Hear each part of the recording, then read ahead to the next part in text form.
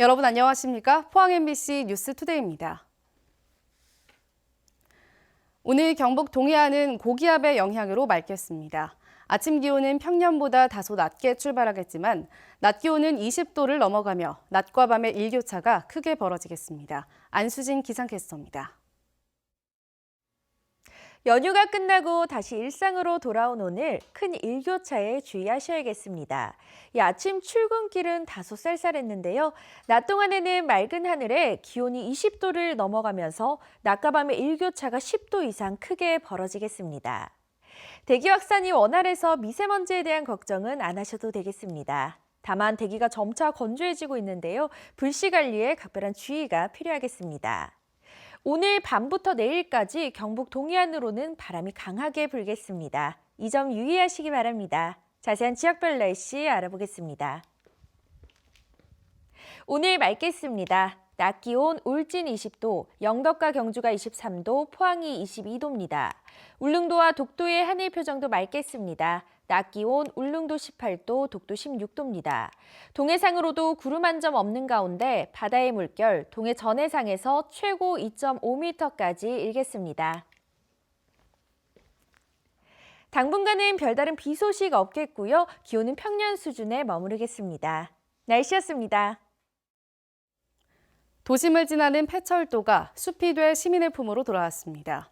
구간별로 조금씩 10년간에 걸쳐 만든 것으로 시민들의 휴식 공간으로 자리를 잡아가고 있습니다. 보도에 김철승 기자입니다. 포항 도심을 가로지르던 철길이 숲길로 변신했습니다. 기적 소리가 나던 기찻길이 사람 웃음소리가 나는 곳으로 바뀐 것입니다. 이번에 개통한 구간은 효자역에서 옛 포항역까지 4.3km, 지난 2016년부터 258억 원이 투입됐습니다. 산책로 옆에는 운동시설과 조형물, 그리고 분수 등 휴식 공간도 조성됐습니다. 철길이 생기다 보니까 이쪽으로 저녁 운동하시는 분들도 되게 많고요. 저녁에 산책 나와서 가족들하고 다니기 참 좋은 것 같아요. 특히 이 구간에 있는 불의 정원은 호기심을 자아내고 있습니다. 지난 2017년 3월 관정 공사 중 발생한 불이 금방 꺼질 것이라는 예상과 달리 2년 넘게 타며 외진들도 불러들이고 있습니다. 도심 안에서 불 볼 수 있다는 게 좀 되게 좀 생소한 경험이었고요. 이게 2년 동안 지금 타오르고 있잖아요. 앞으로 이제 얼마나 더 타오를지도 궁금하기도 하고. 포항 철길숲 조성은 지난 2009년부터 시작돼 2011년 옛 포항역에서 우현동 구간까지 2.3km가 우선 개통됐습니다. 이번 개통 구간과 합하면 모두 6.6km의 녹색 벨트가 만들어진 것입니다. 준공을 하였습니다마는 앞으로 부족한 부분은 계속 확대 보완해 나가도록 하겠습니다. 특히 문화와 예술이 향유할 수 있는 그런 공간으로 만들도록 최선을 다하도록 하겠습니다. 포항시는 앞으로 남북 쪽에 남아있는 폐철도 구간에도 숲길을 조성할 계획입니다. 또 남북 방향인 이 철도숲과 동서로 흐르는 양악천을 복원 연계 그린웨이를 완성하기로 했습니다. MBC 뉴스 김철승입니다. 울릉공항이 오는 2025년 개항 예정인 가운데 포항시가 울릉도에 대한 영향력을 유지하기 위해선 포항공항 활성화를 위해 적극 노력해야 한다는 지적이 나오고 있습니다. 울릉공항이 문을 열게 되면 서울 김포-울릉, 대구-울릉 노선 등이 생길 것으로 예상되는데 이럴 경우 울릉도의 경제활동에 있어 포항이 차지하는 비중이 서서히 줄어들 가능성이 높습니다. 이에 따라 포항시는 지역항공사 육성을 통해 포항-울릉 간 항공 노선을 활성화시키고 선플라워호를 대체할 대형 여객선이 포항-울릉 노선에 조기 취약할 수 있도록 힘을 보태야 한다는 지적입니다. 한편 지역항공사인 에어포항은 지난해 12월 경영상의 이유로 포항-김포, 포항-제주 노선의 운항을 멈춘 뒤 아직까지 운항 재개에 관한 어떤 계획도 발표하지 않고 있습니다. 갑작스런 주변 환경과 교육 방식의 변화로 학교 가기가 싫다는 초등학교 신입생들 꽤나 많은데요. 학교 적응을 돕고자 경북에서는 1학년 1학기 수업 전체를 놀이 수업으로 하는 놀이 수업 학기제를 전국 최초로 도입했습니다. 엄지원 기자입니다. 초등학교 수학 시간. 모든 별로 모인 책상에 교과서 대신 보드게임용 카드가 쌓여 있습니다. 어린 학생들이 카드에 그려진 과일 수를 더해 숫자 5를 만드는 놀이를 하며 자연스럽게 덧셈 개념을 익힙니다. 안 힘들어요. 쉬운 공부만 하고 놀 수도 있고 친구도 많이 사귀었어요. 교실보다 운동장이 익숙한 신입생들을 위해 몸으로 익히는 교실 밖 수업은 더 늘었습니다. 담임 교사가 몇 가지 규칙만 정해주면 학생들 스스로 게임을 진행하고 흑투성이가 되도록 마음껏 뛰놉니다. 놀이 중심 수업을 하다 보면 규칙도 지켜야 되고 또 협동도 해야 되는 시간이 필요하다 보니까 좀 더 친구 사이에 이제 배려해주고 가까워지는 그런 계기가 되는 것 같습니다. 40분 수업의 틀을 깨고 학생 집중도에 따라 1시간 반씩 늘리거나 줄여 수업하기도 하는데 수업과 별도의 중간 놀이 시간도 길어졌습니다. 1학년 학생들이 충분한 휴식 시간을 가질 수 있도록 쉬는 시간 또한 20분에서 최대 30분까지 늘려 운영하고 있습니다. 또 아직 한글이 어려운 학생들을 위해 받아쓰기와 알림장 쓰기는 가급적 줄이고 놀이형 한글 교육 시간을 늘렸습니다. 전국 최초로 놀이 수업 학기제를 전면 도입한 경북교육청은 희망학교에 한해 1학년 전체를 놀이 수업으로 운영할 계획입니다. MBC 뉴스 엄지연입니다. 경북도교육청은 5월 한 달 동안 경북사회복지 공동모금회와 함께 난치병 학생 돕기 성금 모금을 한다고 밝혔습니다. 교직원과 학생들 개인 모금과 함께 바자회, 동전 모으기, 독지가들 기부 등 다양한 방법으로 모금을 진행합니다. 도교육청은 2001년부터 난치병 학생 돕기 모금을 시작해 지금까지 모두 182억여 원을 모아 1,252명에게 성금을 전달했습니다. 물가 걱정이 많습니다. 쌀, 돼지고기와 같은 밥상 물가에다 서비스 요금이 많이 올랐는데요. 앞으로가 더 문제입니다. 소주값이 올랐고 기름값 상승으로 석유류 제품이 따라 오를 것으로 보입니다. 한태현 기자가 보도합니다. 주춤하던 물가가 들썩이고 있습니다. 지난달 소비자 물가는 1년 전에 비해 대구와 경북이 1%와 0.6% 올랐습니다. 올해 들어 0%대 상승률을 이어온 것과 비교하면 상당히 오른 편입니다. 쌀값이 많이 올랐습니다. 대구는 11.8%, 경북은 14.6% 올랐습니다. 대구에서는 특히 생강이 77.8%, 달걀은 17.4% 올랐습니다.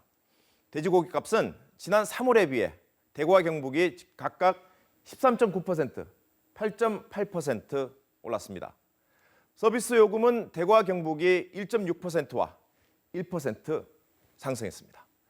무, 배추, 감자와 같은 채소류 가격이 내려 전체적인 물가 상승폭을 조금 줄였습니다. 정부의 유류세 인하도 물가에 도움이 됐습니다. 동북지방통계청 서상록 경제조사과장의 얘기 들어보시죠. 공동주택 관리비는 아파트 관리비, 아파트를 재수선하는 비용이 작년에 비해서 조금 많이 투자가 된 것 같고요. 지출이 된 것 같고 농축식품품 쪽에서는 생강, 달걀 이쪽이 가장 많이 오른 것 같습니다. 이쪽은 아무래도 수급의 요인이 아닌가 이렇게 싶고요. 문제는 이달부터입니다. 이달 들어 하이트 진로 소주의 공장 출고 가격이 6.45% 올랐습니다. 금복주도 인상 시기를 조율하고 있는 것으로 알려지고 있습니다. 오는 7일부터 유류세 인하 폭도 절반 이하로 줄이는 데다 최근 국제유가 상승으로 휘발유를 비롯한 석유류 제품 전체 가격이 오를 전망입니다. 한국은행은 상반기에는 0.7% 물가가 오르다가 하반기에는 1.4% 오를 것으로 예상하고 있습니다. 한국은행 조태진 기획금융팀장의 인터뷰 들어보시죠. 개별 소비세가 이제 6월 말에 인하가 종료되고요. 그다음에 유류세 인하가 아시다시피 8월 말 되면 종료가 되는데요. 이러한 원유 수입 금지 내용이 제대로 반영이 안 돼서 그것까지 반영하면 좀 더 오를 수는 있을 것 같습니다. 1.1. 유가 상승에다 계절적인 요인으로 이달부터는 일부 식료품 가격이 오를 것으로 전망됩니다. 정부는 가격이 많이 오른 품목을 중심으로 물가 점검에 나설 예정입니다. MBC 뉴스 한태현입니다. 포항 구룡포 지역에도 도시가스가 공급될 전망입니다. 포항시와 영남에너지서비스는 지난 3일 도시가스 공급을 위한 업무 협약을 체결했습니다.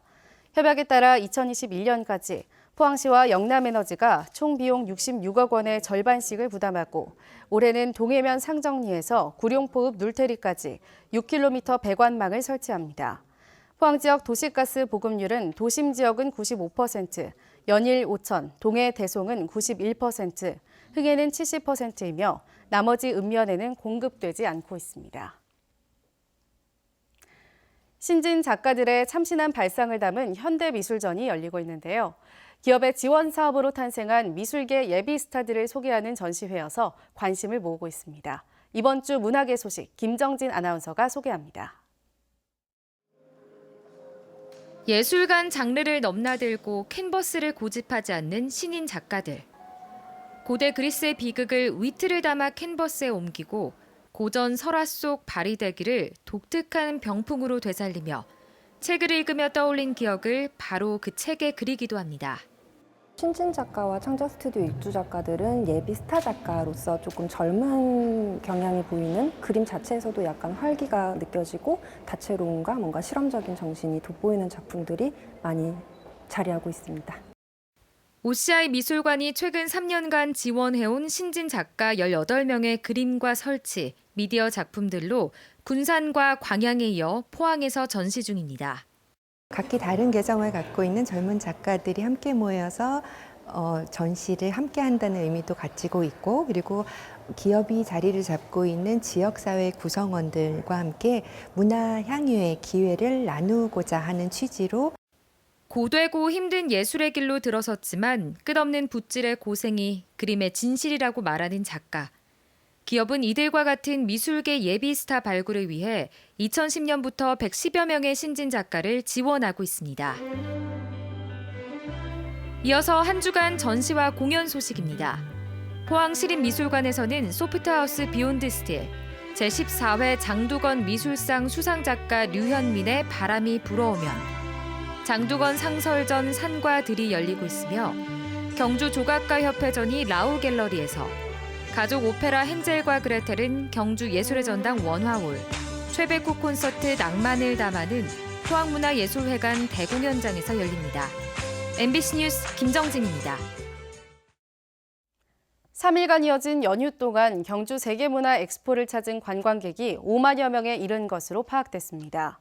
문화엑스포는 연휴 첫날인 4일에 12,000여 명, 5일 어린이날에 2만 8천여 명, 그리고 어제 만여 명이 찾아 난타와 드럼캣 등의 대사 없는 공연을 보고 페이스 페인팅과 로켓 펌프 발사 등 체험 행사를 즐겼다고 밝혔습니다.